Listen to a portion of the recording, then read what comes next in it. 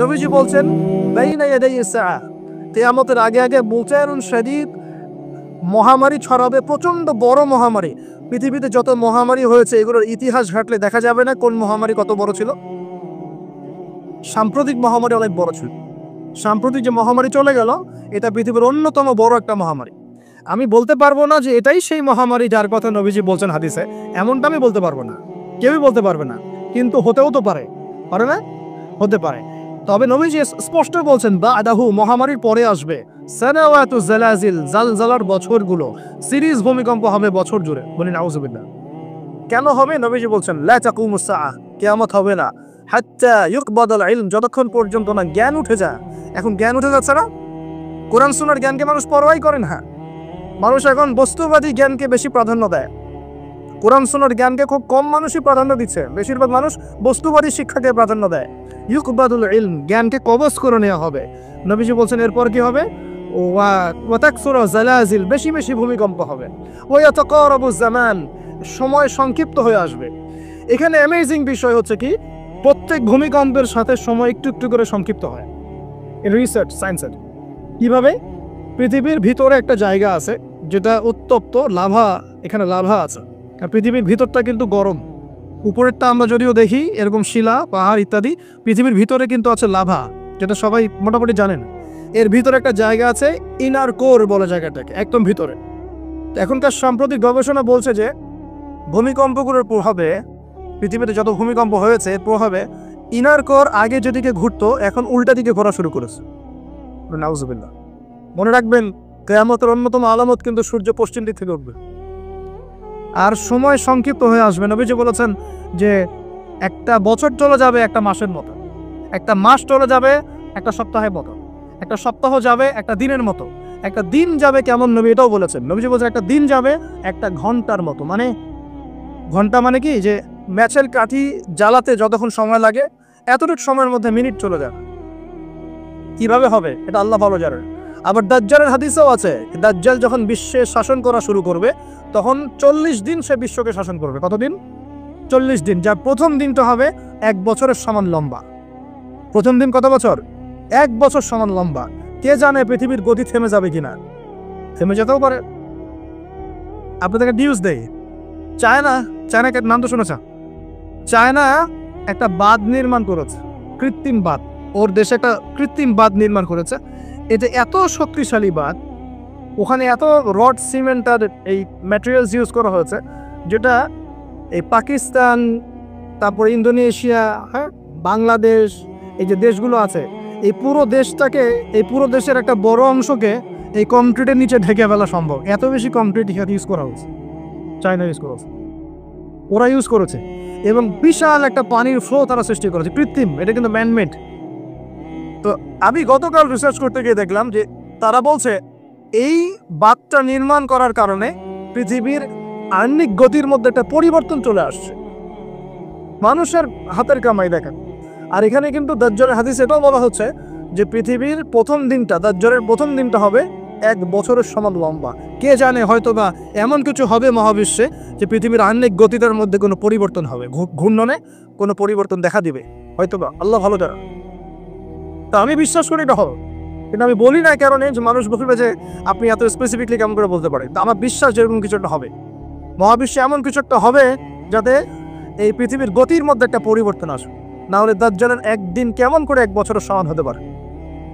সাহাবীরা প্রশ্ন করলেন, ইয়া রাসূলুল্লাহ, আমরা তখন নামাজ কেমন করে পড়বো? নবীজি বললেন, অনুমান করে পড়ে নিবে, তোমরা এস্টিমেট করে অনুমান করে পড়ে নিবে যে কতটুকু সময় পর পর ওয়াক্ত হচ্ছে। তার মানে সাহাবীরা নামাজে তখনও সচেতন ছিলেন।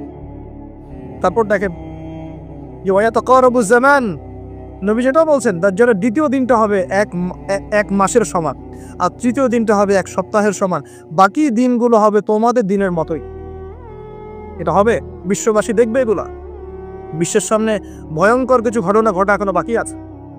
বিশ্বটা এমন থাকবে না, এখন যা দেখছেন সব এমন থাকবে না। নবীজি বলছেন জ্ঞান উঠে যাবে যখন, এটা উঠে যাচ্ছে দিন দিন। মানুষকে এখন শেখানো হচ্ছে মানুষ বানর থেকে সৃষ্টি হয়েছে। এগুলো জ্ঞান, এগুলো জ্ঞান। ইসলামের জাজল্যমান ইতিহাসগুলোকে মানুষ ভুলে যাচ্ছে, এগুলো জ্ঞান। মানুষকে শেখানো হচ্ছে সমকামিতা ভালো জিনিস, এগুলো জ্ঞান। সমকামিতা ভালো জিনিস, এটা ব্যক্তি স্বাধীনতা, সেখানে হচ্ছে মানুষকে যে পর্দা, এগুলো কুসংস্কার। পর্দা কি? কুসংস্কার। এগুলো জ্ঞান। জ্ঞান কাকে বলে? ওয়ুকবাদুল ইলম, মানে জ্ঞান উঠে যাচ্ছে, কবজ করে নেওয়া হচ্ছে। আর দেখেন আরেকটা হাদিস আসছে, আল্লাহ পাক কিন্তু কোরআন হাদিসকে তুলে নেবেন না।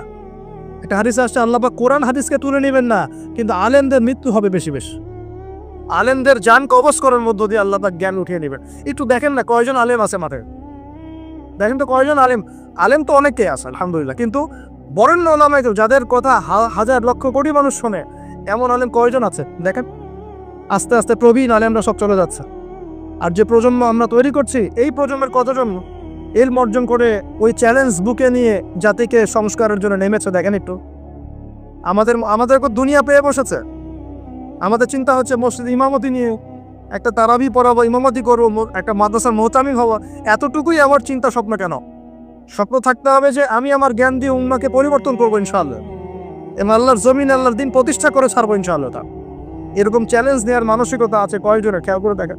আর হিউজ এই যুব সমাজ যারা জেনারেল লাইনে পড়ছে, তাদের মধ্যে কয়জন আলেম হচ্ছে একটু চিন্তা করেন। আর যারা দুই একজন উঠে আসার সুযোগ পাচ্ছে, তাদেরকে আবার মানুষ বুক ভরে রিসিভ করছে না, তারা হেল্প পাচ্ছে না, সহযোগিতা পাচ্ছে না, বরং হিংসার শিকার হচ্ছে, বিদ্বেষের শিকার হচ্ছে, আগ্রহ হারিয়ে ফেলছে। আমি এখানে সে কি করবো, আমাকে তো বুকে টেনে নেয় আর কেউ নেয়, এমন মনে হচ্ছে মানুষের কাছে। তো জ্ঞান উঠে যাবে, কিন্তু শুধু কোরআন সুন্নাহ আল্লাহ পাক তুলে নেবেন না, এমনটা আল্লাহ পাক বলেন নাই। আল্লাহ বলেছেন, তার নবীর মাধ্যমে জানিয়েছেন যে আলেমদের মৃত্যু হবে, সংখ্যা কমে যায়। সংখ্যা বেড়েছে না কমেছে? তা আল্লাহ পাক আমাদেরকে বোঝার তৌফিক দান করুন। আমরা এখন আলেম হই নাই, যে শব্দগুলো আমাদের সামনে ইউজ করা হয়, কসম আল্লাহর, এগুলোর সাথে আমাদের কোনো সম্পর্ক। এখন আমরা শুধু তালেবে ইলম আছি। আর আমি দোয়া করি আমি তালেবে ইলম অবস্থায় থাকতে চাই, কারণ জ্ঞানের কোনো শেষ নাই। দোলনা থেকে কবর, জ্ঞান অর্জন করতেই থাকতে হবে। নবী মুসা আলাইহিস সালাম পর্যন্ত জ্ঞান অর্জন করতে গিয়েছেন খিজিরের কাছে আলাইহিস সালাম, জান নাই? নবী মুসা আলাইহিস সালাম বলছেন আমি সবচেয়ে জ্ঞানী মানুষ, আল্লাহ পাক বলছেন না, তুমি সবচেয়ে জ্ঞানী মানুষ না, ওই যে আমার বান্দা খিজির, ও জ্ঞানী মানুষ। তখন তিনি বলছেন আমি তার সাথে দেখা করতে চাই, জ্ঞান শিখতে চাই। হাল আত্তাবিউকা আলা আন তুআল্লিমানি মিম্মা উল্লিমতা রুশদা, তিনি গিয়ে বলছেন আমাকে কি আপনার সাথে রাখবেন, আল্লাহ পাক আপনাকে যা শিখিয়েছেন তার থেকে কিছু শেখাবেন? কে বলছে? নবী মুসা আলাইহিস সালাম। তো নবী মুসা আলাইহিস সালাম তালেবে ইলম হতে পারেন, আর আমরা কি বিয়া হয়ে গেছি নাকি? তো এই আন্তর্জাতিক খ্যাতি সম্পন্ন হাবিজাব এগুলো বয়কট করে, দরকার নেই এগুলো কোনো দরকার নাই। এমনি আমরা তালেবে ইলমই থাকতে চাই। আর আমরা শুধু দায়ী মাত্র, আপনাদেরকে হয়তো দাওয়াত দিতে পারবো, কিন্তু ফিকহের কঠিন মাসালাগুলো, গভীরতা, এগুলো আমরা বলতে পারবো না, এগুলো মুফতি সাহেবরা বলতে পারবেন। তো বরেণ্য ওলামায়ে কেরামদের সংখ্যা কিন্তু কমছে। আমরা দোয়া করি আল্লাহ পাক সমস্ত মজলুম ওলামায়ে কেরামকে মুক্তিদানের ব্যবস্থা করে, এবং আল্লাহ পাক বাংলার জমিনে আলেমদেরকে দিয়ে ভরিয়ে দিন ইনশাআল্লাহ। আর জাহেলদেরকে আল্লাহ পাক আলেমের জায়গায় আনা থেকে আমাদেরকে হেফাজত করুন বলে। আর আমাদের সবাইকে এই ট্রল পাগল হলে চলবে, ইস্যু পাগল হলে চলবে না। সমালোচনা সংস্কৃতির আলো করা যাবে। আপনি মানুষ তৈরি করেন, মানুষ তৈরি করা অনেক কঠিন, নামিয়ে দেওয়া সহজ। আমরা এই জায়গায় আসতে অনেক কষ্ট করতে হয়েছে, কিন্তু নামারও কিন্তু খুব সহজ। একটা ইস্যু দিয়ে নামাতে পারে না, একটা ইস্যু সৃষ্টি করে নামাতে পারে। এই জায়গায় আসতে কিন্তু অনেক কষ্ট করতে হয়। অতএব আল্লাহ দিনের সাথে গাদ্দারি করলে আল্লাহ পাক ছাড়বেন না, কিন্তু এটা মাথায় রাখবেন। আল্লাহ পাক আমাদের সবাইকে বোঝার তৌফিক দান করুন। নবীজি বলছেন কখন এই ভূমিকম্পগুলো আসবে, সিরিজ ভূমিকম্পগুলো কখন আসবে? যখন জ্ঞান উঠে যাবে এবং জালজালা বাড়বে, ইয়াতাকারাবু জামান, জামানা কাছাকাছি চলে আসবে। আরও বলছেন নবীজি যে তোমাদের মাল সম্পদ বৃদ্ধি পাবে, ফায়াফিদু, এবং মাল সম্পদ উপচে পড়বে তোমাদের। একটা দিন দিন দেখছেন না যে যার স্যান্ডেল কেনার টাকা ছিল না, সে এখন উঁচু উঁচু বিল্ডিং তৈরি করতেছে, দেখেন না? এটাই তো নবী সাল্লাল্লাহু আলাইহি ওয়াসাল্লাম হাদিসে জিবরিলে কি বলেছেন? ওয়ান তারাল খুফাতাল গুরাতাল আলাতা রিয়া আশ-শাইয়া তাতাওয়ালুনা ফিল বুনিয়ান। নবীজি বলছেন কিয়ামতের অন্যতম নিদর্শন হচ্ছে সমাজের নগ্ন পদের খালি গায়ের রাখাল শ্রেণীর মানুষ উঁচু উঁচু বিল্ডিং নির্মাণের প্রতিযোগিতা করবে। এমনটা হচ্ছে না? সম্পদ বাড়ছে মানুষের, এটা একটা কিয়ামতের সাইন। নবীজি আরও বলছেন ওয়াজাহরাতিল খায়নাত ওয়াল মুগান্নিয়াত, এবং বেশি বেশি বাদ্যযন্ত্র এবং নায়িকা নর্তক, এগুলোর সংখ্যা বাড়তে থাকে। পাচ্ছে না এগুলো পাচ্ছে। এই সময়ে নবী সাল্লাল্লাহু আলাইহি ওয়াসাল্লাম বলছেন যে এই জালজালাগুলো আসতে থাকবে। এটা একটা হাদিস। একটা তো আসছে যে নবী সাল্লাল্লাহু আলাইহি ওয়াসাল্লাম বলছেন লা ইয়াশরাবান্না নাস মিন হাদিহিল উম্মাহ আল খামর, আমার উম্মতের মধ্যে কিছু মানুষ মাদকদ্রব্য পান করবে। সবাই না, কিছু মানুষ মাদকদ্রব্য পান করবে। ওয়া ইউসাম্মুনাহা বিগৈরি ইসমিহা, এবং সেই মাদকের নাম তারা পরিবর্তন করে খাবে। খাচ্ছে না মানুষ এখন? মাদককে মদ বলছে না। এই যে তোমরা টাইগার খাও কেন, স্পিড খাও কেন, এগুলোর মধ্যে অ্যালকোহল নাই? দিব্যি দেখ বাচ্চাদেরকে এগুলো খাওয়াচ্ছে অনেকে দেখা যায়। আপনারা কি পাগল হয়ে গেছেন নাকি? এগুলোর মধ্যে এমন ক্ষতিকর উপাদান আছে যেগুলো দিয়ে মানুষের কিডনি ড্যামেজ হয়ে যায়। দিব্যি রোজার মাসে রমজান রোজা খুলেই একেবারে সিগারেট হাতে নিয়ে একদম এগুলো খাওয়া শুরু করো। এগুলোর মধ্যে মাদকদ্রব্য আছে। যে পানীয়র মধ্যে যার্রা পরিমাণ মাদকদ্রব্য থাকবে সেটাও মাদক, মনে রাখবেন। স্মোকটাকে অনেকে মাদক মনে করে না, তাই না? স্মোকিংটাকে অনেকে মাদক মনে করে না, মনে করে মাকরু মনে হয়। মাকরু মানে কি? মাকরু মানে কি ভালো? মাকরু মানে কি? মাকরু মানে কি? কোরআনে সূরা বানু ইসরাইল খুলে দেখেন, বড় বড় কিছু পাপের কথা মেনশন করে আল্লাহ পাক বলছেন এই পাপগুলো ছেড়ে দাও, এই পাপগুলো আল্লাহর কাছে মাকরুহ, এই পাপগুলো আল্লাহর কাছে অপছন্দের পাপ। এটা কি মাকরু মানে কি জায়েজ করে নেওয়া? সিগারেট খাওয়া বন্ধ করেন, ওয়াদা করেন আমার সাথে যে আজকে থেকে কোনদিন সিগারেটে হাত দিবেন ইনশাআল্লাহ। কোনো প্রকার এইসব টাইগার মাইগার স্পিড খাবেন না। এসব ভালো জিনিস না। ভালো কিছু খান না, ভালো কিছু খান। আর অনেকে দেখা যায় যে জর্দা খাওয়া শুরু করেছে। কেন? এটাও কি সুন্নত নাকি? কি দরকার আছে ভাইয়া? এতটুকু খাইলে হয়তো নেশা হয় না, বুঝলাম। এতগুলো জর্দা একবারে খান দেনি, খাওয়া যাবে? খামরের মূলনীতি কি? যার বেশি খেলে নেশা হয় তার অল্প খাওয়া হারাম। মনে করেন এখানে যতটুকু পানি আছে, এতটুকু খেলে, এতটুকু মাদক খেলে কারো নেশা হচ্ছে না, কিন্তু এতটুকু খেলে নেশা হচ্ছে। তার মানে কি এতটুকু খাওয়া জায়েজ, এতটুকু খাওয়া হারাম, নাকি পুরোটাই হারাম? এটা বোঝার জন্য কি মুফতি হওয়ার দরকার আছে? আপনি বুঝতে পারছেন? অতএব এই যাবতীয় মাদক দ্রব্য থেকে দূরে থাকতে হবে, না হলে ভূমিকম্প আসবে। কিন্তু ভূমিকম্প আসবে। আর মাদক দ্রব্য নিয়ন্ত্রণ অধিদপ্তর দিয়ে শুধু মাদক নিয়ন্ত্রণ করা যাবে না। মানুষের ঈমান আকীদার পরিবর্তন দরকার। মানুষের মধ্যে আল্লাহর ভীতি জাগ্রত করতে হবে, তাহলে মানুষ অটোমেটিক মাদক ছেড়ে দিবে ইনশাআল্লাহ।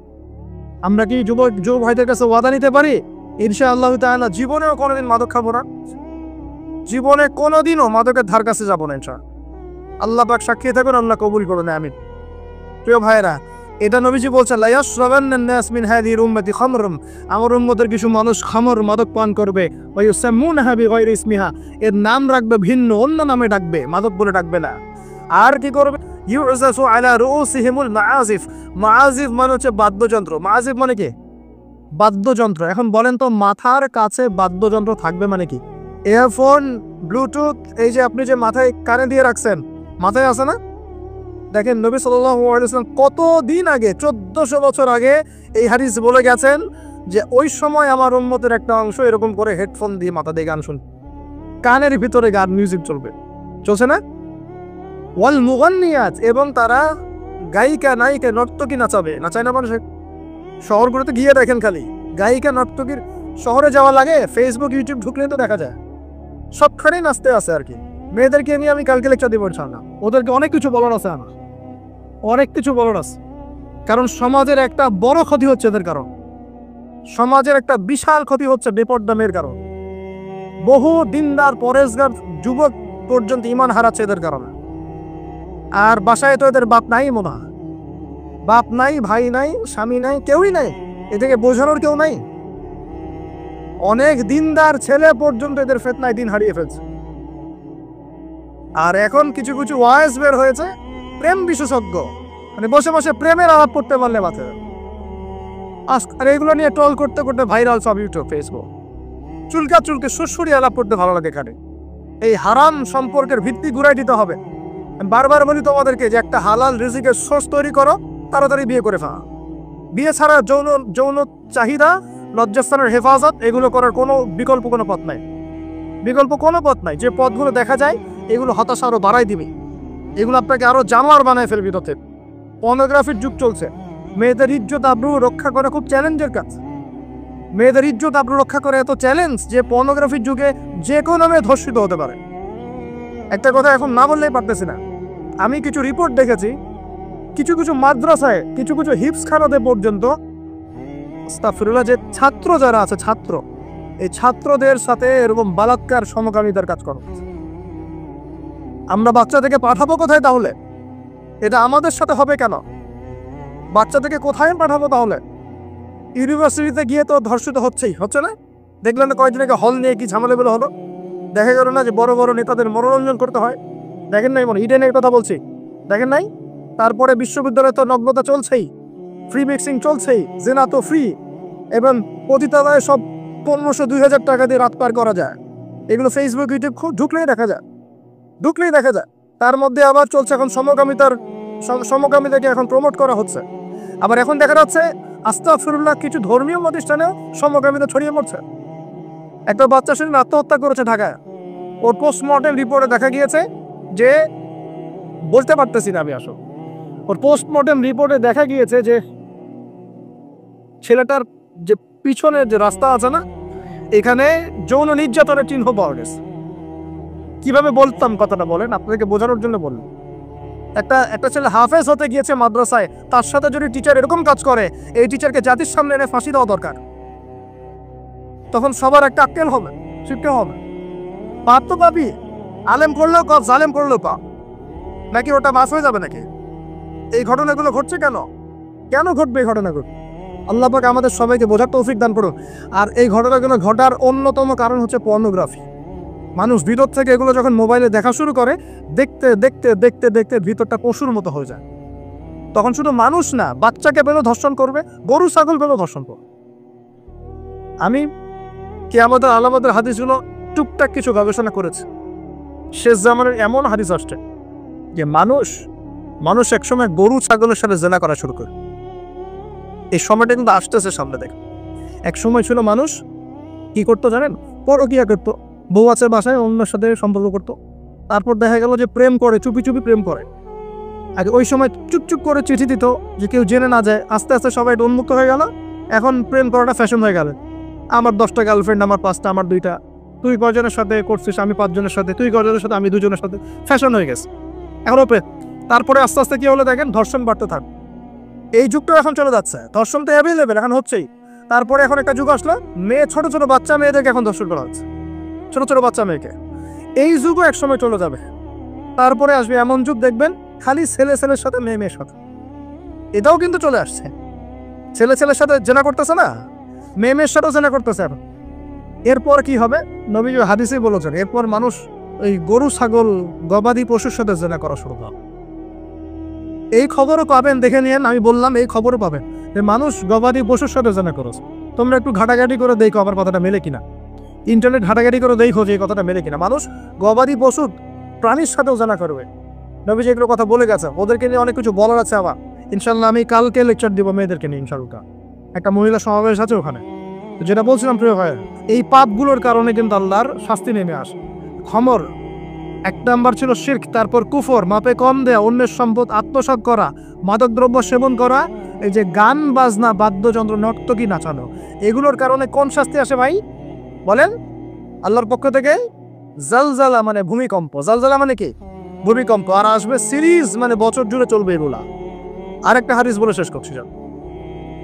ও আচ্ছা, এর পরিণতিটা বলে নেই। নবীজি বলছেন, ওয়ায়াজআলুল্লাহু মিনহুমুল কিরাদাতা ওয়াল খানাজির, যারা এই কাজগুলো করবে, মানে মাদক খাবে, নাম চেঞ্জ করবে, যারা বাদ্যযন্ত্র নিয়ে রাত কাটাবে, যারা নর্তকী নাচাবে, আল্লাহ রাব্বুল আলামিন এদেরকে একদিন সকালবেলা বানর আর শুয়োর বানিয়ে দেবে। আর ওয়ায়াকসিফুল্লাহু বিহিমুল আরদ, আল্লাহ পাক জমিন সহ ওদেরকে ধসিয়ে দিবে। এই যে ভূমিধস।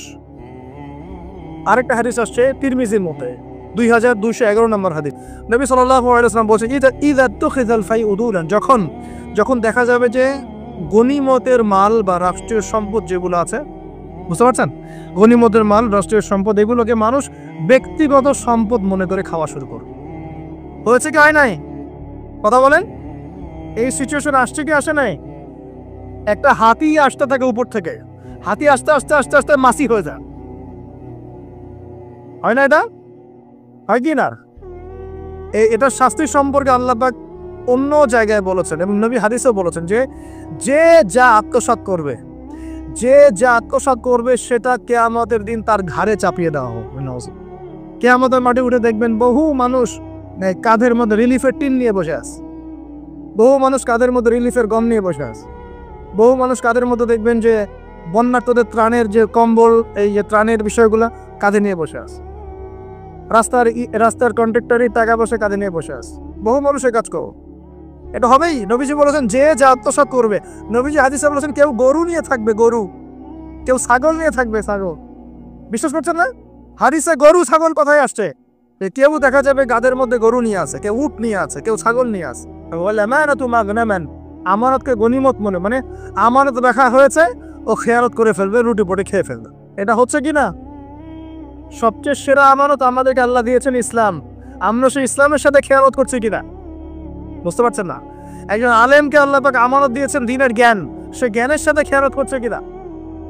একজন ক্ষমতাসীনকে আল্লাহ পাক দিয়েছেন ক্ষমতা, সে ক্ষমতা দিয়ে খেয়ানত করছে কিনা। একজন পরিবারের কর্তাকে আল্লাহ পাক পরিবার দিয়েছেন, সে পরিবারের মধ্যে খেয়ানত করছে কিনা। সবাই সবার জায়গাতেই খেয়ানত করছে। আল্লাহ পাক আমাদেরকে বোঝার তৌফিক দান করুন। 3 নম্বর নবীজি বলছেন ওয়াজ যাকাতু মাগরামান, যখন যাকাতটাকে মানুষ বোঝা মনে করা শুরু করে। যাকাত দিতে চায় না মানুষ, যাকাত নাম শুনলেই দৌড় দেয় পিছন থেকে, যাকাত দিতে চায় না, নামাজ পড়ে যাকাত দিতে চায় না। আল্লাহ পাক আমাদের সবাইকে যাকাত দেওয়ার তৌফিক দান করুন। ওয়া তুযল্লিমা লিগাইরিদ দ্বীন, এটা চমৎকার। নবীজি বলছেন যখন ধর্ম বিবর্জিত শিক্ষা চালু হোক। বুঝতে পারেন না? ধর্ম আলাদা, শিক্ষা আলাদা। চালু হয়েছে কি হয় নাই? সারা বিশ্ব হয়েছে কি হয় নাই? ধর্ম আলাদা, শিক্ষা আলাদা। ধর্ম বিবর্জিত শিক্ষা যখন চালু হবে, এবং এবার শোনে নবীজি বলছেন আতাআর রাজুলুম রাতাহ, একজন পরিবারের কর্তা তার স্ত্রীর আনুগত্য করে। ফ্যামিলিস্ট রেভলিউশন মানে স্ত্রীর আনুগত্য করবে পুরুষ, স্ত্রীর আঁচল ধরে বসে থাকবে পুরুষ। শুধু তাই না, ওয়াক্কা উম্মা, এবং তার মায়ের সাথে খারাপ ব্যবহার করা শুরু করে। মাকে প্রাধান্য না দিয়ে বউকে প্রাধান্য দিবে এবং তার আঁচল ধরে বসে না। এই সময় আসে নাই? আচ্ছা, হিসাব করতে থাকেন, মিলাতে থাকেন। নবীজি বলছেন ওয়া'আদনা সাদিকা, বন্ধু বান্ধবদেরকে কাছে টেনে নিবে, বন্ধু বান্ধবদেরকে কাছে টেনে নিবে। ওয়াকসাবা, এবং তার বাবাকে দূরে ঠেলে দিবে। হয়েছে কি হয় নাই? যুবকরা বলো এটা হয় নাই? বাবাকে দেখলে কয়েকটি সালাম দেয়, বাবার সাথে কতজনের ভালো সম্পর্ক আছে। বন্ধুর সাথে যা বাবার সাথে তা নয়। অথচ বাবা এবং ছেলের সম্পর্ক হওয়া উচিত বন্ধুত্বপূর্ণ। তোমার সবচেয়ে সেরা বন্ধু হবে তোমার বাবা, তোমার সবচেয়ে সেরা বান্ধবী হবে তোমার মা এবং তোমার বোন। মায়ের সাথে ছেলের সম্পর্কে দূরত্ব, বাবার সাথে ছেলের সম্পর্ক দূরত্ব, এগুলো হচ্ছে না। এটা নবীজি বলেছেন। আর বলছেন, এবার শোনেন, ওয়াযাহরাতিল আসওয়াতু ফিল মাসাজিদ, মসজিদগুলোর মধ্যে হট্টগোল শোরগোল বেড়ে যাবে। বাড়ে না? মসজিদ এখন হইহুল্লা হয় না? আমি নিজে দেখেছি 2 দল কমিটি আধিপত্য বিস্তারকে নিয়ে একদম হকিস্টিক নিয়ে আসছে মসজিদে মারার জন্য। এরকমও হয়েছে। আরো অনেক জঘন্য ঘটনা ঘটে, আল্লাহ মাফ করুক। তারপর নবীজি বলছেন ওয়াসাদা কাবিলুহু ফাসিকুহুম, একটা কবিলা বা একটা গোত্রের নেতৃত্ব দিবে একজন ফাসিক ব্যক্তি।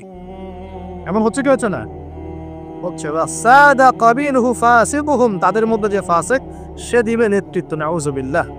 নবীজি আরো বলছেন ওয়া কানা সাঈমুল কওমি আরযানাহুম, সমাজের সবচেয়ে নিম্ন শ্রেণীর মানুষ কওমের জিম্মাদার হয়ে যাবে। সুবহানাল্লাহ। নবীজি আরো বলছেন ওয়া উকরিমা রাজুল, একজন ব্যক্তিকে এই কারণে সম্মান করা হবে মাখাফাতা শাররি, তার ভয়ে তাকে সম্মান করা হবে। একজন ব্যক্তিকে তার ভয়ে, তার ক্ষমতা ভয়ে, তার টাকার ভয়ে, তার ক্ষমতার ভয়ে, তার জনবলের ভয়ে তাকে সম্মান করা হবে।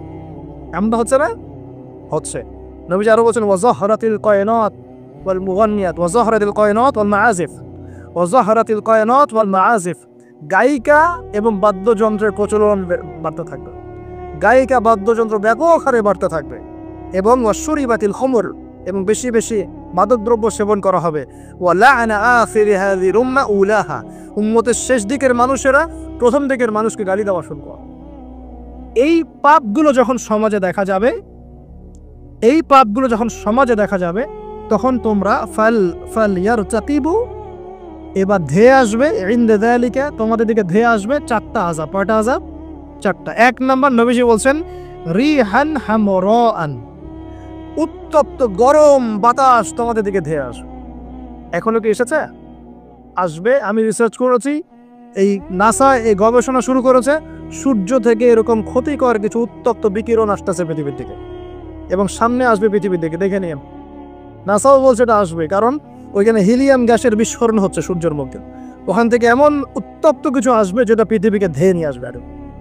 আল্লাহ মাফ করুন। ওয়ারিহান হামরা, নবীজি বলেছেন গরম উত্তপ্ত বাতাস তোমাদেরকে চাপিয়ে দেওয়া হবে। ওয়া জালজালাতান, এবং এই যে ভূমিকম্প আল্লাহ চাপিয়ে দিবেন এই পাপগুলোর কারণে। আর কি হবে? ওয়া খাসফান, এবং ভূমি ধসে যাবে নিচে। ভূমি কি হবে? ধসে যাবে। আর বলছেন ওয়া মাসহান, এবং মানুষের চেহারা সুরত আকৃতি পরিবর্তন হয়ে যাবে। এটাকে বললাম যে বানর সুর হয়ে যাবে। আরো কিন্তু আকৃতি পরিবর্তনের আরো ব্যাখ্যা আছে। ছেলে এখন মেয়ে হয়ে যাচ্ছে, মেয়ে ছেলে হয়ে যাচ্ছে, দেখছেন না খবরগুলো বাড়ছে না? এটাও মাসখান, মানে আকৃতি পরিবর্তন হয়ে যাচ্ছে। আরেকটা হচ্ছে ওয়াকারফান, এবং আসমান থেকে আল্লাহ পাথরের বৃষ্টি বর্ষণ করলেন। এই পাঁচটা শাস্তি তোমাদের কাছে ধেয়ে আসবে। কিভাবে? একটা তসবিহ দানা ছিঁড়ে দিলে যেভাবে টপ টপ করে সব পড়ে যায় পুঁথিগুলো, এত দ্রুত এই ফেতনাগুলো আসতে থাকবে। বলে না, তাহলে ভাই কোন কোন পাপ শিখলাম? আজকের এই ছোট্ট আলোচনা আমরা শিখলাম যে শুআয়ব আলাইহিস সালামের কওমকে সর্বপ্রথম ধ্বংস করা হয়েছে ভূমিকম্পতে। যে ভূমিকম্প আমরা এখন আমাদের সামনে দেখছি, এবং আশঙ্কা করা হচ্ছে বাংলাদেশের দিকেও বড় কোনো ভূমিকম্প, এটা আশঙ্কা করা হচ্ছে। এবং ভূমিকম্প প্রবণ এলাকাগুলোর মধ্যে সিলেটও আছে। আপনার সিলেট, চট্টগ্রাম, এই বার্মার এই রুট আছে, এদিকে রংপুর, ঢাকা তো এগুলো তো আছেই। এবং সবচেয়ে বেশি ক্ষতির মধ্যে পড়তে পারে ঢাকা শহর। আল্লাহ না করুক, আল্লাহ না করুক তো দোয়া করছে, কিন্তু পাপ তো ঠিকই করছে। আল্লাহ না করুক যদি এরকম 5 থেকে 6 মাত্রারও কোনো ভূমিকম্প হয়েছে, যার উৎপত্তি স্থল বাংলাদেশের কাছাকাছি, তাহলে দেখবেন আল্লাহ না করুক লক্ষ লক্ষ মানুষ মারা যাবে না। বুঝবো, আল্লাহ আমাদেরকে হেফাজত করুন, আল্লাহ আমাদেরকে বাঁচান। প্রিয় ভাইয়েরা, তবে আমরা শিখলাম শুআয়ব আলাইহিস সালামের কওম কোন কোন পাপ করেছিল যার কারণে এই আযাব আসছে। 1 নম্বর শিরকের পাপ করছে। কি পাপ বলেন? আমরা আল্লাহর কাছে তওবা করছি, আল্লাহ আমরা যত রকম শিরকের পাপে ছিলাম আল্লাহ তোমার কাছে তওবা করলাম, এর আজীবন শিরক মুক্ত আমল নিয়ে চলবো ইনশাআল্লাহ। 2 নম্বর, তারা কুফরি করতো, আমরা সমস্ত কুফরি থেকে আল্লাহর কাছে তওবা করছি, আল্লাহ আমাদেরকে কুফরি মুক্ত আমল করার তৌফিক দান। 3 নম্বর, তারা মাপে কম দিত। আমরা যারা ব্যবসা করব বা অর্থনৈতিক জীবন চালাবো, কোনোদিনও মাপে কম দেবো না ইনশাআল্লাহ। আল্লাহ আমাদেরকে হেফাজত করুন, বোঝার তৌফিক দান করুন। 4 নম্বর, তারা পাপ করেছিল অন্যের সম্পদ অন্যায়ভাবে আত্মসাৎ করত। এই কাজটা আমরা করতে যাব না ইনশাআল্লাহ। আল্লাহ পাক আমাদেরকে হেফাজত করুন বলি আমি। আর এই উম্মতে মুহাম্মাদি আর কি কাজ করবে যার কারণে এই পাপ আসবে? 1 নম্বর হচ্ছে তারা কি করবে? রাষ্ট্রীয় গনিমতের মানগুলোকে নিজের করে ভোগ করা শুরু করবো। আল্লাহ আমাদেরকে এই দুর্নীতি থেকে বাঁচাক বলিয়া। আর কি করবে? তারা আমানত রাখা হলে লুটপাট করে খেয়ে ফেলবে। আল্লাহ পাক আমানতের ফেরত করা থেকে আমাদেরকে বাঁচাক। আর কি করবে? তারা যাকাতটাকে বার্ডেন মনে করবে, যাকাত দিতে চাবে না। আল্লাহ আমাদেরকে যাকাত দেওয়ার তৌফিক দান করুন। আর কি করবে? তারা ধর্ম বিবর্জিত জ্ঞান শিক্ষা করবে। আল্লাহ পাক আমাদেরকে ধর্মীয় জ্ঞান শেখার তৌফিক দান করুন। আর কি করবে? 5 নম্বর, তারা এই বাড়ির পুরুষরা স্ত্রীদের আঁচল ধরে বসে থাকবে, মাকে কষ্ট দিবে। আল্লাহ পাক আমাদেরকে মায়ের হক আদায় করার তৌফিক দান করুন। আল্লাহ পাক সবার হক আদায় করার তৌফিক দান করুন, স্পেশালি মায়ের হক আদায় করার তৌফিক দান করুন। আর কি করবে? সে বন্ধু বান্ধবদেরকে কাছে টেনে নিয়ে বাবার সাথে খারাপ ব্যবহার করা শুরু করবে। আল্লাহ পাক আমাদের সবাইকে পিতাদেরকে সম্মান করার তৌফিক দান। আর কি করবে সে? বলেন আমার সাথে, ভুলে গেছেন? আর কি করবে? তারপরে সমাজের যে ব্যক্তি সবচেয়ে ফাসেক, সে সমাজের নেতৃত্ব দিবে। আল্লাহ পাক এরকম ফাসেকদের নেতৃত্ব থেকে আমাদেরকে বাঁচাক। সমাজের সবচেয়ে নিম্ন শ্রেণী মানুষ জিম্মাদার হয়ে যাবে সমাজে, এখান থেকে আল্লাহ পাক আমাদেরকে বাঁচান। মানুষ সম্মান করবে, মানুষকে ভয় করে। আল্লাহ পাক মন থেকে সম্মান করার তৌফিক দান করুন এবং সম্মান পাওয়ার যোগ্য হওয়ার তৌফিক দান করুন। আর কি করবে? তারা মাদকদ্রব্য পান করা শুরু করবে। আল্লাহ পাক আমাদের সবাইকে মাদকদ্রব্য ছেড়ে দেওয়ার তৌফিক দান করুন। আর কি করবে? তারা মেয়ে নর্তকী নাচাবে, গায়িকা নর্তকী নাচাবে। এসব গায়িকা নর্তকী থেকে আল্লাহ আমাদেরকে বাঁচান। কি করবে? তারা কানের উপরে বাদ্যযন্ত্র প্লে করবে, মানে বাদ্যযন্ত্র নিয়ে সময় কাটাবে। আল্লাহ পাক আমাদেরকে সমস্ত বাদ্যযন্ত্র ত্যাগ করার তৌফিক দান। এবং শেষ জামানার মানুষরা প্রথম জামানার মানুষকে অভিশাপ দিবে। আল্লাহ পাক আমাদেরকে সলফে সালেহিনের মতো মানুষ হওয়ার তৌফিক দান। এবং সর্বশেষ যে বিষয়টা সেটা হলো যে মাদকদ্রব্য পান করে এর নাম রাখবে ভিন্ন। যখন এমন কাজ মানুষ করবে তখন ধেয়ে আসবে গরম বাতাসের আযাব, ভূমিকম্প, জালজালা, সিরিজ ভূমিকম্প, আরো ধেয়ে আসবে মহামারী, আরো ধেয়ে আসবে খসফুন, মানে একদম ধসে যাবে জমি, কলফন, আকাশ থেকে পাথর বর্ষণ, মাসখান এবং চেহারা বিকৃতি। আল্লাহ রাব্বুল আলামিন পবিত্র কোরআনুল কারীমে বেশ কয়েকটা জায়গায় একটা সম্প্রদায়ের, একটা কওম, একটা জাতির কথা বলেছেন, তার নাম হচ্ছে কওমে মাদিয়ান। কি নাম? কওমে মাদিয়ান। এই কওমে মাদিয়ানের নবী ছিলেন শুআইব আলাইহিস সালাম। কি নাম ছিল? শুআইব আলাইহিস সালাম। তিনি নবী মূসা আলাইহিস সালামের সমসাময়িক নবী ছিলেন। মূসা আলাইহিস সালাম তার মেয়েকে বিয়ে করেছিলেন। নবী মূসা আলাইহিস সালাম যখন যুবক, তখন একদিন তিনি দেখছেন রাস্তায় দুজন লোক ঝগড়া করছে। একজন তার গোত্রের, আর একজন হচ্ছে ফেরাউনের বাহিনীর। তো মূসা আলাইহিস সালাম তার গোত্রের, যে তার জাতের, তার সাথে তার পক্ষ নিলেন। তো কোরআন বলছে যে সেই এক ঘুষিতেই সেই ব্যক্তি মারা গেছে। ঠিক আছে? ওয়াকাযাহু, মূসা আলাইহিস সালাম তাকে একটা ঘুষি দিলেন। ফাকাদা আলাইহি, এতেই তার মৃত্যু হয়ে গেল। পরের দিন আবার একই ঘটনা ঘটছে। মূসা আলাইহিস সালাম দেখছেন আবার সেই ব্যক্তি আরেকজনের সাথে লড়াই করছে। তখন তিনি আবার তাকে বাঁচাতে গেলেন। তখন সেই ব্যক্তি বলছে, গতকাল কিন্তু তুমি একজনকে ঘুষি মেরে হত্যা করেছো, আজকে কি আবার আমাকে হত্যা করতে চাচ্ছ? তখন এক ব্যক্তি খবর নিয়ে আসলো, মূসা এখান থেকে পালাও, কারণ ফেরাউনের বাহিনী তোমাকে ধরতে আসছে, কারণ তারা মনে করে তুমি একজনকে হত্যা করেছো। তখন মূসা আলাইহিস সালাম মিশর থেকে চলে গেলেন, হিজরত করলেন। এই মিশর থেকে হিজরত করে তিনি এই শুআইব আলাইহিস সালামের কওমে মাদিয়ান এখানে চলে গিয়েছিলেন। এখানে তিনি একটা গাছের নিচে বসেছিলেন। বসে তিনি দেখলেন যে কিছু মানুষ গবাদি পশুদেরকে পানি পান করাচ্ছে, আর দূরে দুটো মেয়ে দাঁড়িয়ে আছে। তো মূসা আলাইহিস সালাম তাদেরকে গিয়ে বললেন, আপনারা দাঁড়িয়ে আছেন কেন? তখন সেই দুটো মেয়ে মূসা আলাইহিস সালামকে বললেন যে আমরা দুর্বল, যতক্ষণ না তারা তাদের পশুদেরকে পানি পান করিয়ে চলে যাচ্ছে ততক্ষণ পর্যন্ত আমরা পানি পান করাতে পারি না। তখন মূসা আলাইহিস সালাম, তিনি শক্তিশালী ছিলেন, বিশ্বস্ত ছিলেন, তিনি তাদের হয়ে পশুদেরকে পানি পান করালেন। এবার সেই মেয়ে দুটো বাসায় চলে গেল। বাসায় চলে গিয়ে কিছুক্ষণ পর মূসা আলাইহিস সালাম আবার সেই গাছের নিচে বসে আল্লাহর কাছে একটা দোয়া করছেন। কি দোয়া? আল্লাহ পাক কোরআনে বলছেন, নবী মূসা আলাইহিস সালাম বলেছিলেন, রব্বি, হে আমার রব, ইন্নী লিমা আনজালতা ইলাইয়া মিন খায়রিন ফাকির। হে আল্লাহ, তুমি আমার প্রতি যে নেয়ামত বর্ষণ করবে, তুমি আমার উপর যে অনুগ্রহ বর্ষণ করবে, আমি তার জন্য ভিখারি হয়ে বসে আছি। বলে সুবহানাল্লাহ। কারণ এখন মূসা আলাইহিস সালাম ফেরারি মানুষ, মিশর থেকে চলে আসছেন, না এখানে আছে খাবার, না আছে বস্ত্র, না আছে বাসস্থান, না আছে কোনো আত্মীয় স্বজন, একাকী। তখন তিনি গাছের নিচে বসে এই দোয়া করছেন, রব্বি ইন্নী লিমা আনজালতা ইলাইয়া মিন খায়রিন ফাকির। হে আল্লাহ, আমার উপর তুমি যে নিয়ামতগুলো দিবে এর জন্য আমি ভিখারি হয়ে বসে আছি। সুবহানাল্লাহ। ঠিক ওই সময় ওই দুই মেয়ের একজন মেয়ে হেঁটে হেঁটে মূসা আলাইহিস সালামের কাছে আসলেন, এবং তাদের হাঁটার বর্ণনা আল্লাহ পাক কোরআনে দিয়েছেন যে তারা লাজুক ভঙ্গিতে হেঁটে আসলেন। সেই মেয়ে লাজুক ভঙ্গিতে হেঁটে আসে। এখনকার মেয়েদেরকে এই হাঁটাকে শিখাবে যে মেয়েদেরকে লাজুক ভঙ্গিতে হাঁটতে হয়? লজ্জা শরম তো সেই কবেই উঠে গেছে। তো একটা ভালো কাজ করার পরে মূসা আলাইহিস সালাম গাছের নিচে বসে আল্লাহর কাছে দোয়া করছেন। এই জন্য ভালো কাজের ওসিলা দিয়ে আল্লাহর কাছে দোয়া করতে হয়। এই যে আমরা দোয়া করতে চাই আল্লাহর কাছে, দোয়া করার বিভিন্ন সময় আছে, গুরুত্বপূর্ণ সময় আছে, পদ্ধতি আছে। পদ্ধতির সময় বুঝে দোয়া করলে ইনশাল্লাহ দোয়া ডাইরেক্ট কবুল হবে ইনশাআল্লাহ। আর তিনটা জিনিস খেয়াল রাখতে হবে। এক, ওই ইবাদত যেন আল্লাহর সন্তুষ্টির জন্য হয়। দুই, সেটা যেন নবী সাল্লাল্লাহু আলাইহি ওয়াসাল্লামের পদ্ধতি অনুযায়ী হয়। এবং তিন, আপনার রিজিকটা যেন হালাল থাকে। এই তিনটা বিষয় ঠিক থাকলে ইনশাআল্লাহ তাআলা দোয়া কবুল হবে ইনশাআল্লাহ। তো মূসা আলাইহিস সালাম দোয়া করলেন, সাথে সাথে ফল আসলো।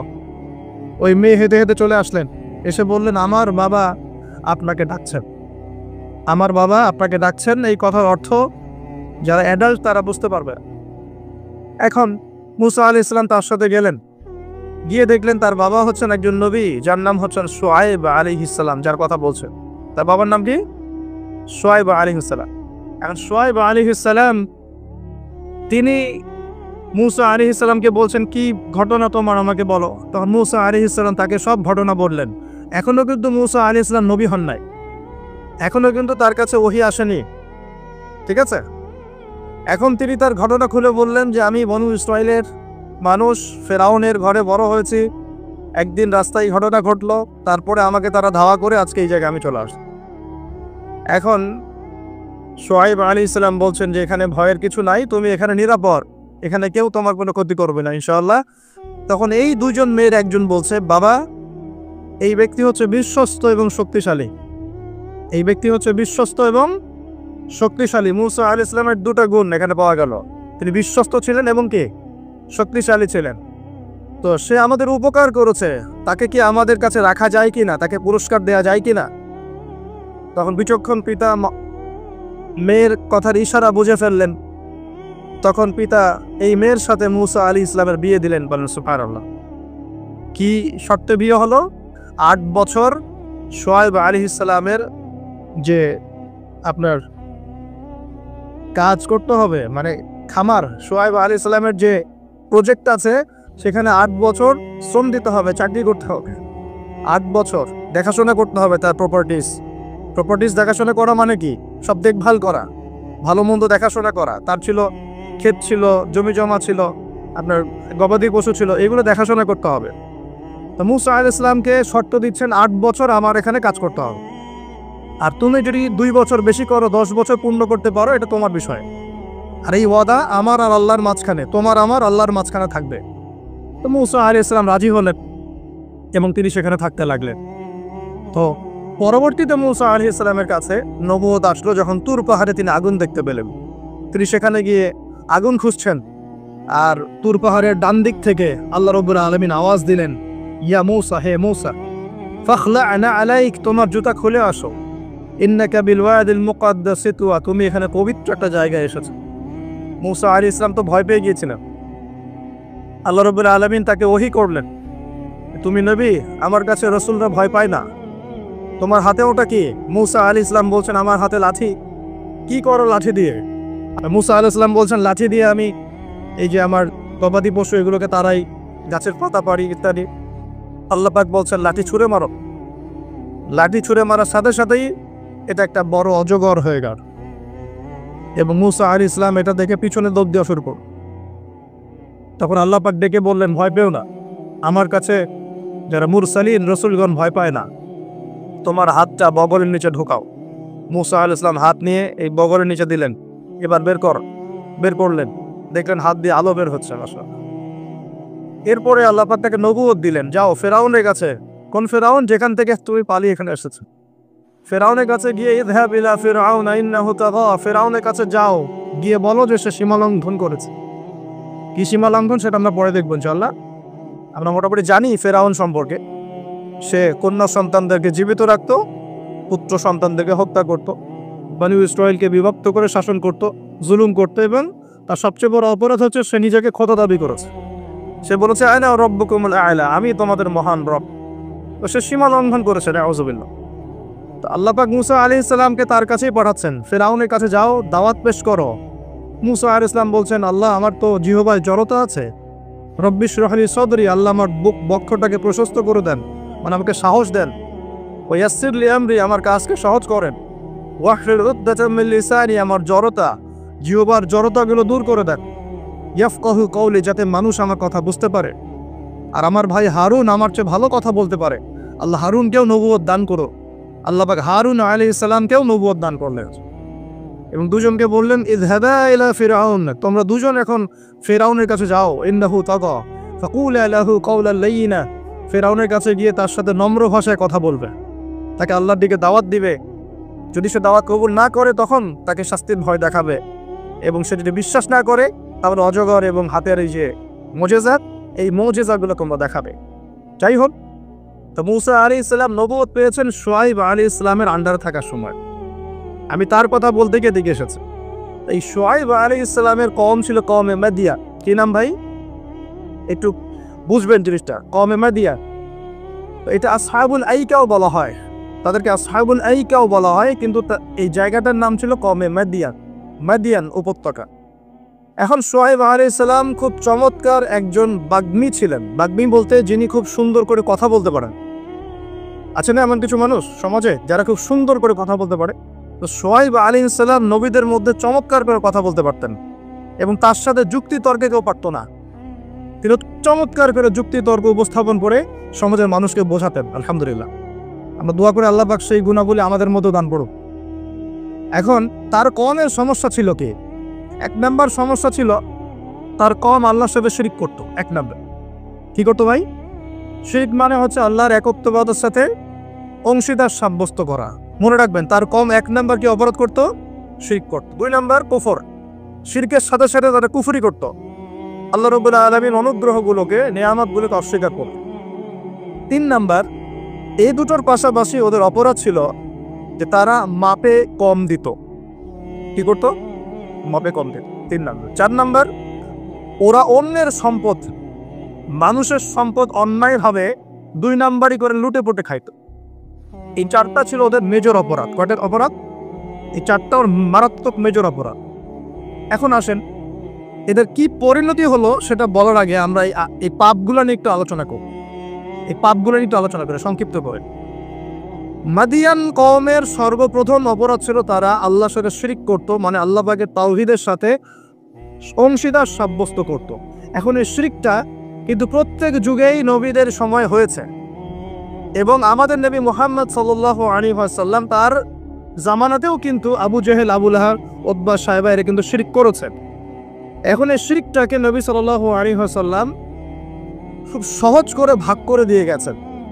আমরা যদি কোরআন এবং হাদিসটা ঘাটাঘাটি করি, আমরা দেখব যে শিরকটা আসলে 3 প্রকার হয়। এই তাওহীদ এবং শিরকটা 3 প্রকার হয়। একটা হলো একত্ববাদ, যেমন 3 প্রকার হয়, শিরকও 3 প্রকার হয়। এবার আল্লাহ পাকের তাওহীদ একত্ববাদ যেমন 3 ভাগে ভাগ করা যায়, শিরকটাকেও 3 ভাগে ভাগ করা যায়। এবং তাওহীদকে আমরা ভাগ করি একভাবে, তাওহীদে রুবুবিয়্যাত, তাওহীদে উলুহিয়্যাত এবং তাওহীদে আসমা ওয়া সিফাত। এই 3 ভাগে আমরা ভাগ করি। ঠিক একইভাবে শিরকটাও 3 ভাগে হয়। একটা হচ্ছে আশশিরকু ফিল আকীদা, বিশ্বাসের মধ্যে শিরক; আশশিরকু ফিল আমাল, কাজের মধ্যে শিরক; আশশিরকু ফিল লিসান আও আশশিরকু বিল কওল। শিরক হচ্ছে আপনার কথার মধ্যে অথবা জবানের মধ্যে, মানে ভাষাগত শিরক, কর্মগত শিরক এবং আকীদাগত শিরক। আমি কি বুঝতে পারছি? এই 3টা সহজ করে দিলাম। শিরক এরকম 3 ভাগে ভাগ করা যায়। উদাহরণ দিলে পরিষ্কার হবে। যেমন বিশ্বাসগত শিরক, যেমন কোনো মানুষ যদি বিশ্বাস করে যে মহাবিশ্বের কোনো স্রষ্টা নাই, এই মহাবিশ্ব এমনি এমনি সৃষ্টি হয়েছে, এটা বিশ্বাসগত শিরক, তাই না? কেউ যদি বিশ্বাস করে যে আল্লাহ এই বিশ্বকে সৃষ্টি করেছেন, কিন্তু আল্লাহর পাশাপাশি আরো ইলাহ আছে, নাউজুবিল্লাহ, এটাও হবে বিশ্বাসগত শিরক। কেউ যদি মনে করে যে আল্লাহ পর্যন্ত পৌঁছাতে হলে আমাকে এই যে চন্দ্র, সূর্য, গ্রহ, নক্ষত্র, গাছপালা এগুলোর পূজা করতে হবে, শিরক। এটা হলো বিশ্বাসগত শিরক। ধরেন কেউ যদি মনে করে যে আল্লাহ বলতে কেউ নাই, নাস্তিকতায় বিশ্বাস করে যে কোনো ইলাহ নাই, এই মহাবিশ্ব বিগ ব্যাং থেকে সৃষ্টি হয়েছে, এটাও হবে কি? চিন্তাগত, আকীদাগত শিরক।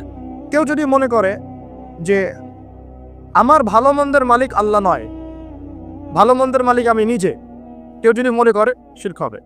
কেউ যদি মনে করে তাকদীর বা ভাগ্য বলতে কিচ্ছু নাই, আমি যা করব তাই পাবো, এমন মানুষ নাই, এটাও হবে আকীদাগত শিরক, কারণ আল্লাহ পাক তাকদীর রচনা করেছে।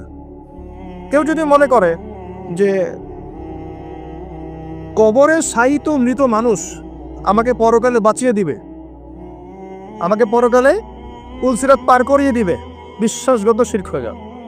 কেউ যদি মনে করে যে অমুক ওসিলা মাধ্যম ধরলে আমি সন্তান লাভ করব, এটাও শিরক। সন্তান দেওয়ার মালিককে। কেউ যদি মনে করে আমি পরিশ্রম করি বলেই রিজিক প্রাপ্ত হই, শিরক। আমি পরিশ্রম করি, কাজ করি, ব্যবসা করি, চাকরি করে বলেই 3 বেলা খেতে পারি, শিরক। কে খাওয়ায়? কেউ যদি মনে করে যে আমি খুব রুটিন লাইফ লিড করি, ভালো মন্দ বেঁচে চলি, ভালো ভালো খাই, ব্যায়াম করি, এই কারণে আমি সুস্বাস্থ্যের অধিকারী, শিরক হবে। সুস্বাস্থ্য দিয়েছেন কে? কেউ যদি মনে করে যে আমার হাতে একটা আংটি আছে, এই আংটি খুলে ফেললে আমার রোগ হবে, এটা হবে বিশ্বাসগত শিরক। কেউ যদি মনে করে আংটিটা খুলে ফেললে আমার রোগ বেড়ে যাবে, অথবা আংটি খুলে ফেললে আমি মারা যাব, আমার কোনো ক্ষতি হবে, বিশ্বাসগত শিরক। কেউ যদি মনে করে ভালোগুলো সব আল্লাহর পক্ষ থেকে আসে আর খারাপগুলো শয়তানের পক্ষ থেকে আসে, এটাও শিরক। কারণ ভালো মন্দ দুটোই কার পক্ষ থেকে আসে? আল্লাহর পক্ষ থেকে। চুল আঁচড়াচ্ছেন, চিরুনিটা হাত থেকে পড়ে গেল। কেউ যদি মনে করে এখন মেহমান আসবে বাসায়, এটা হবে একটা শিরকি আকীদা। বাসা থেকে বের হয়েছেন, হঠাৎ করে হোঁচট খেলেন, এই কাপড়টা আটকে গেল, আপনি মনে করছেন হয়তো বাইরে গেলে কোনো অমঙ্গল অকল্যাণ হতে পারে, বিশ্বাস করলেই শিরক হবে। কেউ যদি মনে করে যে রাস্তার পাশে লোক বসে আছে টিয়া পাখি নিয়ে, ও আমার ভাগ্য বলতে পারে, বিশ্বাস করলে শিরক হবে। কেউ যদি পত্রিকা খুলে দেখে রাশি ফলে লেখা আছে তুমি সিংহ রাশি, তোমার আজকের দিনটা এমন যাবে, বিশ্বাস করলে শিরক হবে। কেউ যদি হাত দেখায় জ্যোতিষীকে, দেখিয়ে বলে যে আমার ভবিষ্যৎ বলে দেন, আমার কয়টা বিয়ে হবে, কয়টা বাচ্চা হবে, কেউ যদি বিশ্বাস করে তাহলে শিরক হবে। এরকম অসংখ্য শিরক হতে পারে, আমি বলে শেষ করতে পারবো না, যেগুলো মানুষের চিন্তার সাথে সম্পৃক্ত। কিসের সাথে সম্পৃক্ত? এই চিন্তার সাথে যে শিরকগুলো সম্পৃক্ত, এগুলোকে আমরা বলি আশিরকু ফিল আকীদা বা বিশ্বাসগত শিরক। আমি কি বুঝাতে পারছি? আমি সহজ করে দিচ্ছি। 2 নাম্বার হচ্ছে আশিরকু ফিল আমাল, কাজের মধ্যে শিরক। কেমন? যেমন আল্লাহ বলেছেন আল্লাহর জন্য নামাজ পড়তে। যদি আমি বা আপনি অন্য কাউকে দেখানোর জন্য নামাজ পড়ি, কি হবে? শিরক হবে। আল্লাহ বলেছেন আল্লাহর সন্তুষ্টির জন্য দিনের জ্ঞান অর্জন করতে। এখন আমি যদি জ্ঞান অর্জন করি এই জন্য যে মানুষ আমাকে অনেক বড় বক্তা বলবে, অনেক বড় আলেম বলবে, মুফতি মুফাসসির বলবে, হ্যাঁ সবাই দাওয়াত করে খাওয়াবে আমাকে, ইত্যাদি ইত্যাদি, দুনিয়ার স্বার্থ থাকলেই এটা শিরক হয়ে যাবে। কি হবে? শিরক হয়ে যাবে। আল্লাহ পাক বলেছেন যে আল্লাহ রাব্বুল আলামিনকে সেজদা করতে। এখন আমরা যদি কোনো জড় পদার্থকে সেজদা করা শুরু করি, কি হবে? যদি কোনো মানুষকে সেজদা করি, যদি কোনো মৃত মানুষকে সেজদা করি, আচ্ছা এটা ক্লিয়ার রাখবেন আগে। আল্লাহ পাক বলেছেন আল্লাহর জন্য কুরবানি করতে, ফাসাল্লি লিরাব্বিকা ওয়ানহার। আল্লাহর জন্য কুরবানি করি আমরা, অন্য কারোর জন্য করি? যদি আল্লাহ ছাড়া অন্য কাউকে সন্তুষ্ট করার জন্য কেউ কুরবানি করে, কি হবে? শিরক হবে। আল্লাহ বলেছেন দান সদকা করতে আল্লাহর সন্তুষ্টির জন্য। এখন আমি দান সদকা করলাম, বড় একটা ফুটানি, যে আমাকে মানুষ বড় দানবীর বলবে, এরকম বিশ্বাস করলে, মনের মধ্যে নিয়ে থাকলেই শিরক হয়ে যায়। হজ করতে বলেছেন আল্লাহ পাক আল্লাহকে সন্তুষ্ট করার জন্য। এখন আপনি হজ করে আসলেন এবং টাইটেল লাগিয়ে বেড়াচ্ছেন আমি অমুক আলহাজ হাজি সাহেব। ঠিক আছে, মানুষ আমাকে আলহাজ বলবে, হাজি সাহেব বলবে, মানুষ আমাকে তখন ভোটটা দিবে, ভোটের সময় তখন আমাকে মানুষ ভোটটা দিবে। ওই স্বার্থ যদি থাকে শিরক হয়ে যায়। আমি বুঝতে পারছি না মনে হয়। ইবাদত বন্দেগীর ক্ষেত্রে যদি আল্লাহর সন্তুষ্টি ছাড়া অন্য কারো সন্তুষ্টি উদ্দেশ্য থাকে, শিরক হয়ে যায়। বুঝতে পারছি কি? আচ্ছা, যেমন নজর মানত করতে হয় কার জন্য? আল্লাহর জন্য। আপনি যদি অন্য কাউকে সন্তুষ্ট করার জন্য নজর মানত করেন, কি হবে? শিরক হবে।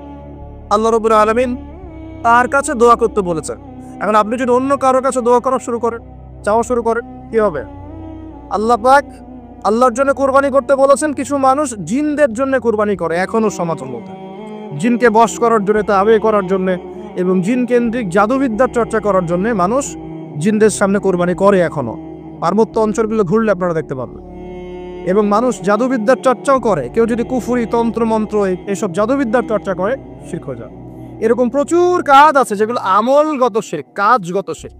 একটা গেল চিন্তাগত শিরক, একটা গেল কি কাজগত, আমলগত শিরক।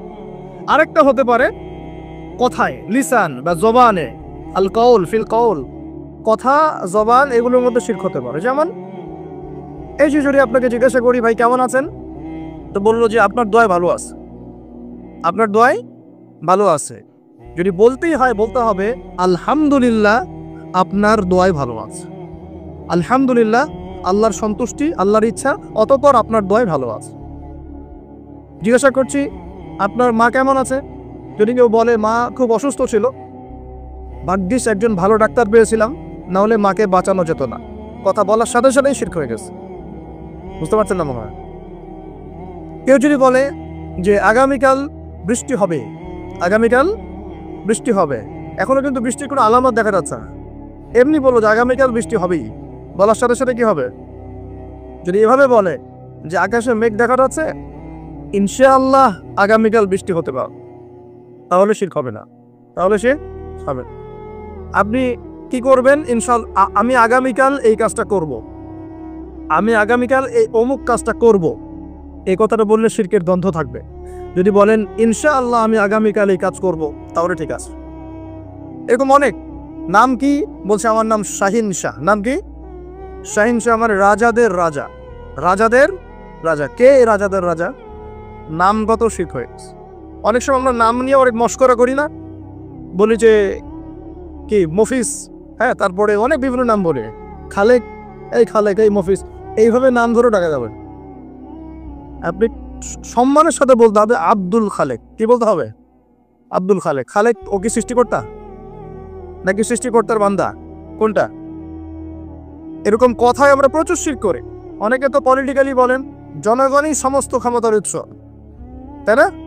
এই শব্দ সরে নেব না, জনগণ সমস্ত ক্ষমতার উৎস। আল্লাহ পাক সূরা মুলকে কি বলছেন? তাবারাকাল্লাযী বিয়াদিহিল মুলক, তাবারাকাল্লাযী, বরকতময় সেই সত্তা যার হাতে সমস্ত ক্ষমতা। কুলিল্লাহুম্মা মালিকাল মুলক, মুলকের মালিক কে? রাজত্বের মালিক কে? রাজত্বের মালিক জনগণ, আল্লাহ। যদি আল্লাহ রাব্বুল আলামিনের বিধিবিধানগুলোকে, আল্লাহ পাকের বিধিবিধানগুলোকে কেউ মনে করে যে না এই বিধিবিধানগুলো এখন চলে না, আগে চলতো, এটা বলার সাথে সাথে শিরক হয়ে গেছে। বুঝতে পারছেন না বাবা? আল্লাহ পাকের বিধিবিধানগুলো এখন চলে না, আগে চলতো, ওই যুগে চলতো, এই যুগে চলে না, বলার সাথে সাথে শিরক হয়ে গেছে। কেউ যদি এই যে ইসলাম নিয়ে ঠাট্টা মশকরা করে, এরা তো মৌলবাদী, এরা তো ধর্মান্ধ লোকজন, এই যে টিটকারি মস্কারি, এই টিটকারি মস্করা করার সাথে সাথেই শিরক হয়ে গেছে। আল্লাহ পাক সূরা তওবায় বলেছেন এটা কুফরিও হয়েছে, শিরকের সাথে সাথে কুফরিও হয়েছে। এরকম অনেক ব্যাপার আছে। আমরা বলি যে আমরা যা বিধান দিচ্ছি এই বিধান আল্লাহর বিধানের চাইতে ভালো, এরকম কেউ মনে করলে বললেই শিরক হয়ে যাবে, শিরকের সাথে কুফরিও হয়ে যাবে, দুটোই হয়ে যাবে। যদি বলে না আল্লাহর বিধানের চেয়ে বেশি ভালো না, কিন্তু আল্লাহর বিধানের সমান, সমান বললেও শিরক হয়ে যাবে, কুফরি হয়ে যাবে। আমি কি বুঝতে পারছি ভাই? মানে কথার মধ্যে প্রচুর শিরক করি আমরা, এখন প্রচুর শিরক করি।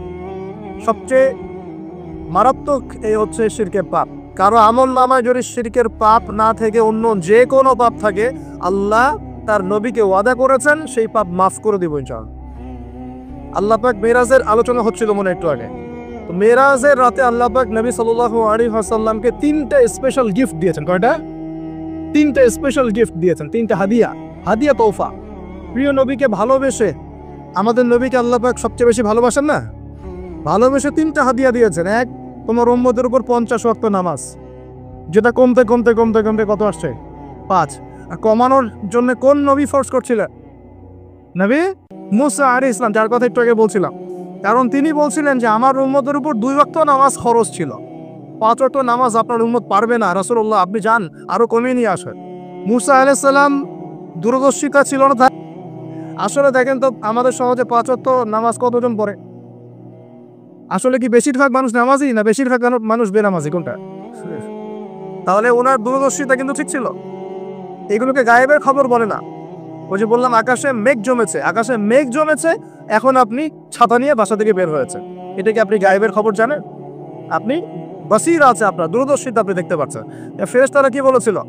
আতাজআলু ফিহা মান ইউফসিরু ফিহা ওয়া ইয়াসফিকু দিমা, আল্লাহ আপনি পৃথিবীতে এমন কাউকে পাঠাতে যাচ্ছেন পৃথিবীতে গিয়ে ফিতনা ফাসাদ সৃষ্টি করবে আর রক্তপাত ঘটাবে, মানুষ সেই কাজ পৃথিবীতে করছে কিনা? তার মানে কি ফেরেশতারা গায়েবের খবর জানে না? তাদের বাসীরা, কারণ এই কাজটা আগে জিন জাতি করেছিল। তো যেটা বলছিলাম, একটা হচ্ছে 50 ওয়াক্ত নামাজ। 2 নাম্বার, আল্লাহ পাক সূরা বাকারার শেষের 3টা আয়াত দিয়েছেন। কয়টা আয়াত? কোনো বর্ণনা এসেছে 2টা আয়াত, আর কোনো বর্ণনা আছে শেষ 3টা আয়াত। লিল্লাহি মা ফিস সামাওয়াতি, এখান থেকে ফানসুরনা আলাল কওমিল কাফিরিন পর্যন্ত এই 3টা আয়াত যে ব্যক্তি রাত্রেবেলা পড়ে ঘুমাবে সারা রাত ইবাদত করার নেকি পাবে ইনশাআল্লাহ। পারা যাবে না এটা পড়তে? আজকের লেকচার শোনার পরে যতদিন বেঁচে থাকবেন একদিনও এই আয়াতগুলো না পড়ে ঘুমাবেন না ইনশাআল্লাহ। পারবেন তো ইনশাআল্লাহ? আলী রাদিয়াল্লাহু আনহু বলতেন কোন বুদ্ধিমান মানুষ রাতের বেলা এই 3 আয়াত না পড়ে ঘুমাতে পারে না। যার বুদ্ধি আছে সেটা না পড়ে ঘুমাইতে পারে না। কারণ এই 3টা আয়াত তেলাওয়াত করে ঘুমালে আপনি সারা রাত নফলের ইবাদত পাচ্ছেন, নেকি পাচ্ছেন, সারা রাত নফল ইবাদতের নেকি পাচ্ছেন। এবং রাতের বেলা যে যে জিন, জাদু, কুফরি, কালাম, দৃশ্য অদৃশ্যের যে ক্ষতিগুলো আছে, এই সব কিছু থেকে আল্লাহ আপনাকে হেফাজত করবে ইনশাআল্লাহ। অতএব এটা একটা গিফট আল্লাহ পাক দিয়েছেন মেরাজের রাতে। মেরাজ নিয়ে আলোচনা হয়, কিন্তু মেরাজের সবচেয়ে মূল জিনিসগুলো আমরা আমল করি না। মেরাজের রাতে এসেছে 5 ওয়াক্ত নামাজ, ওই নামাজই তো পড়ি না। আপনাকে আলোচনা আমি ধারাবাহিকভাবে শোনাই, কি পড়ব? নামাজটাকে পড়তে হবে। তারপরে কোরআন দিয়েছেন আল্লাহ পাক, সূরা বাকারার শেষের 3 আয়াত। এই এতটুকু মুখস্থ করতে পারে না মুসলিম উম্মার যুবকরা। এদিকে একদম Bankimchandra, Saratchandra physics, chemistry, biology, ইতিহাস, সাহিত্য সব পড়ে শেষ করে ফেলেছে। হুমায়ুন আহমেদ, হুমায়ুন আজাদ পড়ে শেষ, হিমু হয়ে ঘুরে বেড়াচ্ছে রাস্তাঘাটে, কিন্তু তাই না? কিন্তু সূরা বাকারার শেষের 3টা আয়াত মুখস্থ বলতে পারেন না। এই জেনারেশন দিয়ে কিছুই হবে না।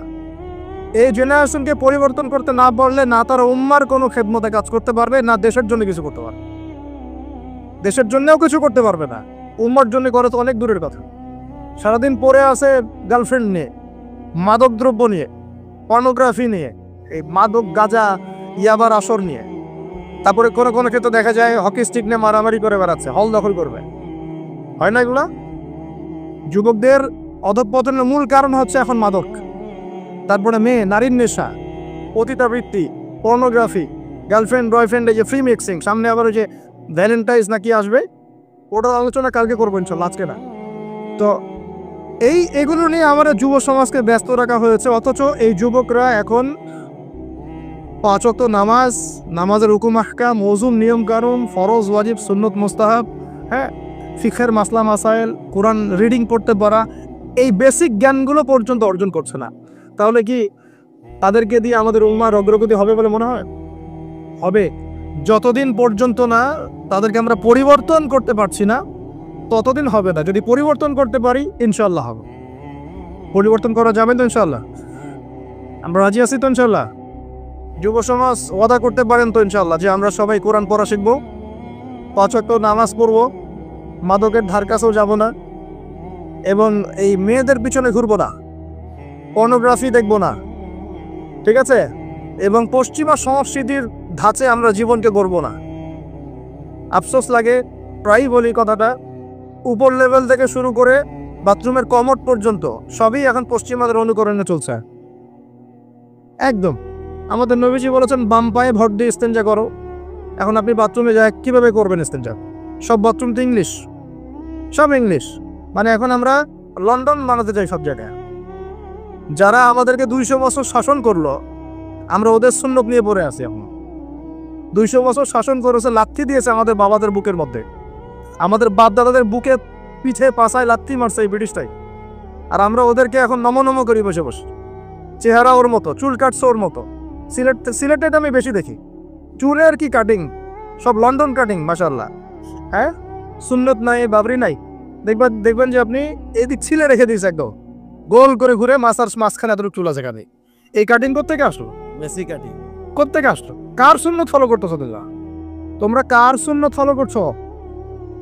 তোমাদের কি মনে হয় যে নবী সাল্লাল্লাহু আলাইহি ওয়াসাল্লাম আনস্মার্ট মানুষ ছিলেন? আমাদের নবীর সুন্নতের চেয়ে ভালো কোনো সুন্নত হয়? তার রুচিবোধ কি আমাদের চেয়ে উন্নত ছিল না? তিনি সবসময় টিপটাপ পরিপাটি থাকতেন। কাপড় চোপড়, ওঠা বসা, চলাফেরা, কথাবার্তা, আতর সুগন্ধি ব্যবহার করা, তার বসত বাড়ি অলওয়েজ নিট অ্যান্ড ক্লিন, পরিষ্কার। আমাদের খুব দুঃখ লাগে এগুলো দেখলে, যে মুসলিমদের বাথরুমগুলো নোংরা হবে কেন? আর তুহুরু শাতরুল ঈমানই তো বোঝাতে পারলাম, পবিত্রতা, নিট অ্যান্ড ক্লিন, চকচকা ঝকচকা থাকবে মুসলিমদের বাড়িঘর। এটা হলো পবিত্রতা, ঈমানের একটা অংশ। ঈমানের অর্ধেকই পবিত্রতা। আমাদের বাড়িঘর, পোশাক পরিচ্ছদ, চেহারা সুরত সব পরিষ্কার থাকতে হবে, এক ঝকঝক করবে। এটা মুসলমানের বাড়ি দেখলে বোঝা যাবে। হিন্দু ভাইদের বাসায় গিয়ে দেখা যায় পূজা করার আলাদা জায়গা আছে, মুসলমানদের বাসায় নামাজের জায়গা খুঁজে পাওয়া যায় না। এটা কেন? মুসলিমদের বাসায় নামাজের জায়গা খুঁজতে হয়, নামাজ পড়ার জায়গা কোথায় দেখান? বাসা বানাচ্ছেন 5 তলা 10 তলা, এগুলোর সামনে কবরস্থান হবে, কারণ ভূমিকম্প আসতেছে, আগেই বলছে। এবং সিরিজ আসবে, সিরিজ সানাওয়াতুজ জালাজিল, জালজালার বছরগুলো আসবে, ওইদিকে আমি পরে আসতেছি। তো বানান আর উঁচু উঁচু বানান। 10 তলা বাড়িতে একটা জায়গা পাওয়া যায় না নামাজ পড়ার জন্য। ড্রয়িং রুমে নামাজ পড়তে হয়, বেডরুমে নামাজ পড়তে হয়, বাথরুমের সামনে নামাজ পড়তে হয়। অথচ একটা ছোট্ট হিন্দু ভাইয়ের বাসায় গিয়ে দেখেন তার ইবাদত, তাদের ইবাদত মানে তাদের ভাষায় বলছি, উপাসনা তাদের করা আলাদা জায়গা আছে। দেখেন নাই? তাহলে ধর্মকে কে